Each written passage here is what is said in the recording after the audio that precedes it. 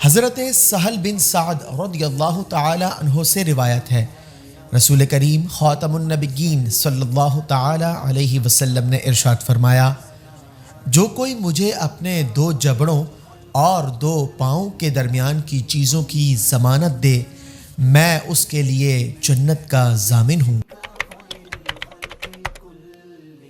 حدیث مبارکہ میں یہ واضح کر دیا گیا کہ جب کوئی شخص 2 چیزوں کا ضامن ہو جائے تو رسول کریم صلی اللہ علیہ وسلم اسے جنت کی ضمانت دیتے ہیں۔ وہ 2 چیزیں یعنی 2 جبڑوں کے درمیان والی چیز، زبان، تالو وغیرہ، ٹھیک ہے، اس کی حفاظت کرنی ہے۔ علماء فرماتے ہیں کہ 80% گناہوں کی جو بنیاد ہے وہ زبان ہے۔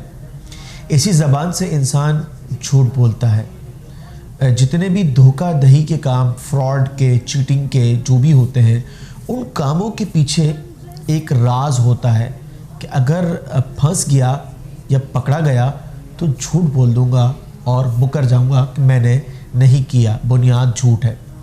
فسادات، جھگڑے جو ہو جاتے ہیں گھروں میں یا باہر، بنیاد زبان سے نکلے ہوئے کچھ جملے بنتے ہیں۔ اسی طریقے سے کسی کی عزت کو اچھالنا، پیٹھ پیچھے اس کی برائی کرنا، جسے غیبت کہتے ہیں، یہ بھی زبان سے ہی ہوتا ہے۔ اور ناظرین، بے شمار گناہ ایسے ہیں جو زبان سے ہوتے ہیں، جس میں فحش کلامی ہے، گالی گلوچ ہے، وغیرہ وغیرہ۔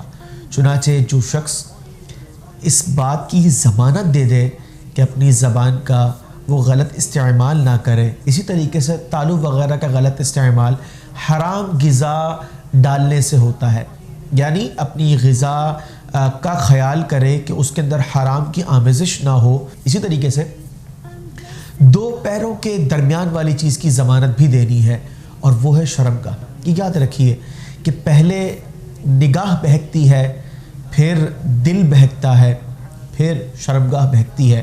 اس کا مطلب یہ ہے کہ فی زمانہ فتنوں کے اس دور کے اندر بالخصوص سوشل میڈیا کا استعمال اور اپنی نگاہوں کا دیگر مقامات پر محتاط انداز سے استعمال از حد ضروری ہے۔ تو خلاصہ کلام یہ ہے کہ جب کوئی شخص اپنی زبان کی حفاظت کرے، اپنی پارسائی کی حفاظت کرے، تو اسے اللہ تبارک و تعالی تقوی کی دولت عطا فرماتا ہے، جس کا انعام جنت ہے، اور ضامن نبی مکرم صلی اللہ علیہ وسلم ہے۔ اللہ تبارک و تعالی ہمیں بھی متقین کی صفات سے متصف کامل مسلمان بنائے۔